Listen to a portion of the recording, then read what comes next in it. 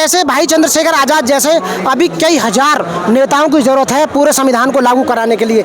अकेले चंद्रशेखर भाई काफ़ी नहीं है कि अकेले चंद्रशेखर भाई, हमारे एक भाई पहुँचे हैं वहाँ पे जो आवाज़ उठा रहे हैं। ऐसे यदि 100 भाई हमारे वहाँ पहुँच गए संसद और डिफरेंट इन 1066 MLA और 1131 MP जो SC हैं, वो यदि हमारे मिशन के, वो अम्बेडकरवादी हैं, जो अम्बेडकरवादी मिशन के लोग वहाँ पहुँचेंगे तो आवाज़ उठाएंगे। और जिस दिन प्राइम मिनिस्टर अम्बेडकरवादी बन गया उस दिन भारत के संविधान को पूरी तरह से लागू करने का काम किया जाएगा। सर, संविधान निर्माता बाबा साहब डॉक्टर भीमराव अम्बेडकर की जो स्टैचू को इन्होंने पीछे लगाया, पहले तो वो लगाई जाए, दूसरे बाद में ये जो डिसीजन है इस डिसीजन को सरकार अध्यादेश लेके आए और कानून बनाए अपनी अपनी विधानसभाओं में और सेंट्रल गवर्नमेंट में। देश वार्ता में आपका स्वागत है। मैं हूं अजहान अंसारी। इस वक्त मेरी मौजूदगी दिल्ली के जंतर मंतर पर है, जहां पर बाबा साहब भीमराव अंबेडकर की पुरानी संसद से जो प्रतिमा है उसको हटा दिया गया है। उसके विरोध में देश भर से बड़े पैमाने पर लोग आए हैं। SC और OBC समाज से जो बड़े पैमाने पर विरोध प्रदर्शन कर रहे हैं और सरकार पर कई गंभीर आरोप लगा रहे हैं। हमारे साथ बहुत सारी महिलाएं यहाँ पर मौजूद हैं, इनसे बातचीत करेंगे और ये जानने की कोशिश करेंगे। हालांकि सरकार का उस पर जवाब आया है। सरकार का साफ तौर से कहना है कि हमने हटाई नहीं है प्रतिमा, और जो नई संसद है उसमें लगेगी। लेकिन इनका साफ तौर से ये आरोप है कि पूरी तरीके से SC को बैकफुट पर लाने की पूरी कोशिश है, उनका दमन करने की कोशिश है। जी, क्या नाम होगा आपका? शीला। कहाँ से आई हैं आप? दिल्ली से। तो प्रतिमा हटा दी गई बाबा साहब भीमराव अम्बेडकर की, क्यों हटाई हो? हाँ, लगनी चाहिए, वहीं जान लगाई। सरकार कह रही है कि नई वाले में लगाएंगे। नए वाले में क्यों, वहीं लगनी चाहिए, जान लगाई। और क्या, नए वाले में दूसरी लगा सकते थे, वो क्यों हटाई? जो पहले से उसकी स्थापना हो रखी है उसको क्यों हटाया गया वहाँ पे? तो क्या लगता है सरकार की मंशा क्या देख रही है इसके पीछे? सरकार की मंशा है कि ऐसी समाज पूरा झुक जाए, क्योंकि वोट आ रही है, वोट के कारण उसको परेशानी हो रही है कि 14 अप्रैल पे सब लोग आते हैं और किसी को ये अधिकार नहीं मिला है कि किसी और के लिए वो लोग आए। सिर्फ बाबा साहब के जन्मदिन के ऊपर फूल चढ़ाने के लिए लोग जगह जगह से आते हैं भारत के, तो उससे वो डरते हैं कि इनकी एकता आगे बढ़ रही है, इससे इनको पीछे खींचा जाए, इसीलिए। ताकि SC जो हैं वो आगे ना चले जाएं, हमसे आगे ना आ जाएं, अपने शिक्षित हो रहे हैं, आगे जा रहे हैं, उनको सब चीज़ से प्रॉब्लम हो रही है, क्योंकि पहले तो सिर्फ सेवा करते थे, अब सीटों में बैठ रहे हैं, अच्छी पोस्टों पे जा रहे हैं हमारे बच्चे, तो वो उनको सहन नहीं हो रहा है। जी। तो क्या लगता है सरकार की मंशा? आपने बताया कि SC को पीछे लाने की कोशिश है, तो जिस तरीके से अभी SC के वर्गीकरण की बात आई कि उनका वर्गीकरण होगा, तो क्या आरक्षण को भी ख़त्म करने की कोशिश है? हाँ, ये हमारे आरक्षण पे भी हमला करा जा रहा है, जिससे कि हमारे बच्चे आगे ना जाए। हमारे बच्चे तो मेहनत से जाते हैं, आरक्षण का तो नाम ही है बस। आरक्षण सिर्फ किताबों में लिखा है, अब कहीं नहीं होता है आरक्षण।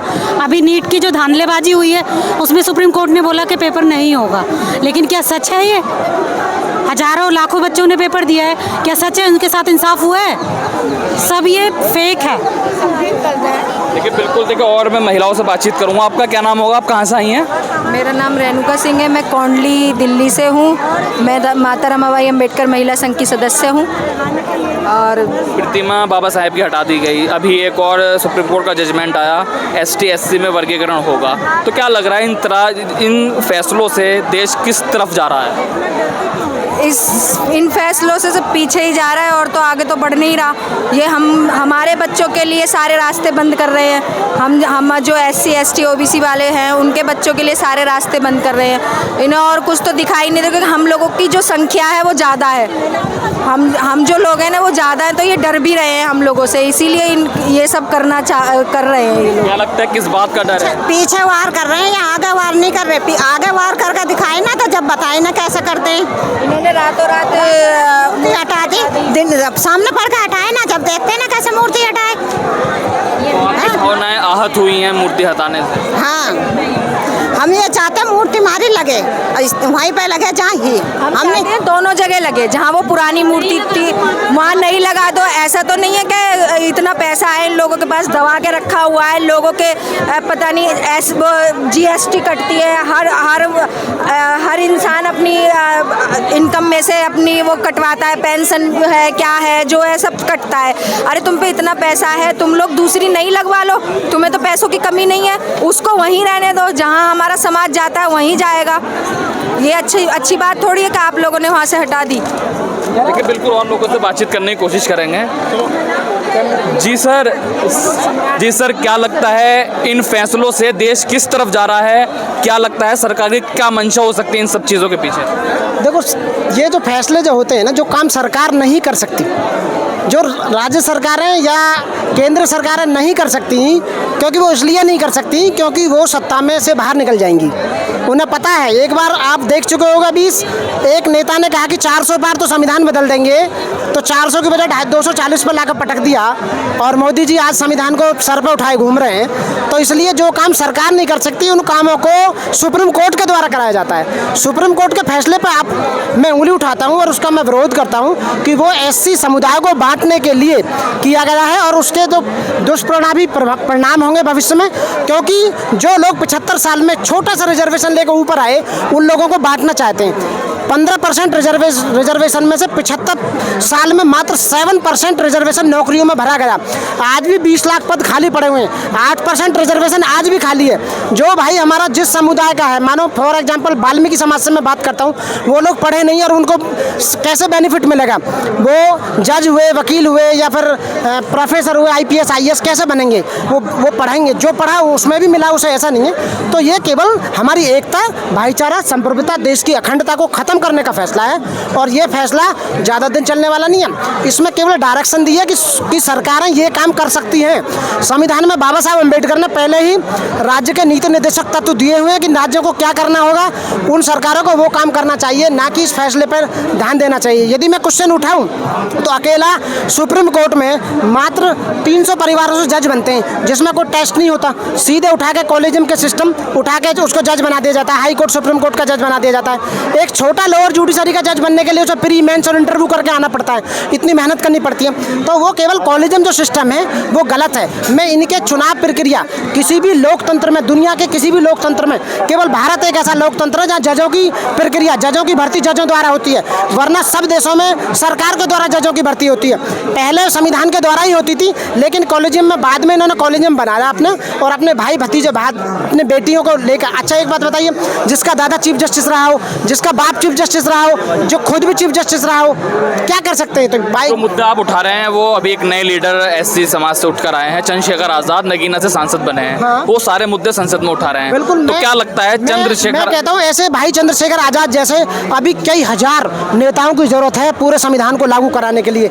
अकेले चंद्रशेखर भाई काफी नहीं है कि अकेले चंद्रशेखर भाई, हमारे एक भाई पहुंचे हैं वहाँ पे जो आवाज उठा रहे हैं। ऐसे यदि 100 भाई हमारे वहाँ पहुंच गए संसद, और डिफरेंट 1066 MLA और 1131 MP जो SC हैं, वो यदि हमारे मिशन के, वो अम्बेडकरवादी हैं, जो अम्बेडकरवादी मिशन के लोग वहाँ पहुँचेंगे तो आवाज़ उठाएंगे। और जिस दिन प्राइम मिनिस्टर अम्बेडकरवादी बन गया, उस दिन भारत के संविधान को पूरी तरह से लागू करने का काम किया जाएगा। साथियों, जिस तरीके से SC ST के वर्गीकरण की बात आई, वो खासकर किसी नेता ने ये मुद्दा नहीं उठाया। चंद्रशेखर आजाद एक वाहिद ऐसे नेता थे। नेता इसलिए नहीं उठा रहा क्योंकि ये सरकार का कदम नहीं है, ये सुप्रीम कोर्ट का कदम है। जो सुप्रीम कोर्ट यानी कि सर्वोच्च जो न्यायालय है, जो जुडिशरी, वो सुप्रीम है।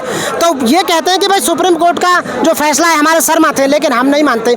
हम कह रहे हैं कि सुप्रीम कोर्ट का जो फैसला है वो बायस है, समाज को बांटने के लिए है, और वो केवल SC जाति को नुकसान पहुंचाने के लिए, जो ज़्यादा दिन चलने वाला नहीं है। सुप्रीम कोर्ट क्या भूल गया?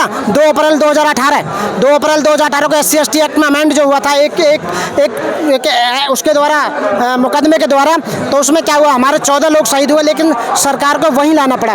तो ये डायरेक्शन पास करिए, सरकार माने ना माने, हमारी सरकार बनेगी तो हम क्यों मानेंगे? हम तो बिल्कुल नहीं मानेंगे सुप्रीम कोर्ट का फैसला वो माना जाएगा जो जनता सुप्रीम है ना, जनता से ऊपर सुप्रीम कोर्ट तो है नहीं, तो जो जनता करेगी वो होगा। देखिए बिल्कुल, अभी हमने देखा, फैसले को लागू करने के लिए मैं बोलूंगा उससे पहले जातिगत जनगणना के आंकड़े जाहिर होने चाहिए। जातिगत जनगणना के आंकड़े जब जाहिर होंगे, जब तो पता चलेगा कि किस जाति में कौन सा लोग ऊपर आ रहा है, किसकी फाइनेंशियल स्थिति बढ़िया है। ये तो पता ही नहीं है, ये तो हवा में तीर मारने वाली बात है। अच्छा, अब आगे का स्टेप क्या होगा? आज बड़ी संख्या में लोग आए, क्या ये प्रदर्शन आंदोलन का रूप लेगा? आंदोलन का रूप लेगा डेफिनेटली। संविधान निर्माता बाबा साहब डॉक्टर भीमराव अंबेडकर की जो स्टैचू को इन्होंने पीछे लगाया, पहले तो वो लगाई जाए। दूसरे बाद में ये जो डिसीजन है, इस डिसीजन को सरकार अध्यादेश लेके आए और कानून बनाए अपनी अपनी विधानसभाओं में और सेंट्रल गवर्नमेंट में, तब जाके अलग हो जाएगा। साथ तो क्या 21 तारीख में जिस तरीके से ऐलान किया है, किस भारत तारीख बंद का ऐलान है, पूरा भारत बंद होगा 21 तारीख को। जंतर मंतर पर भी कुछ कुछ बिल्कुल होगा। बाबा साहब अम्बेडकर ने कहा था कि आपको गलतवाद का विरोध करना चाहिए।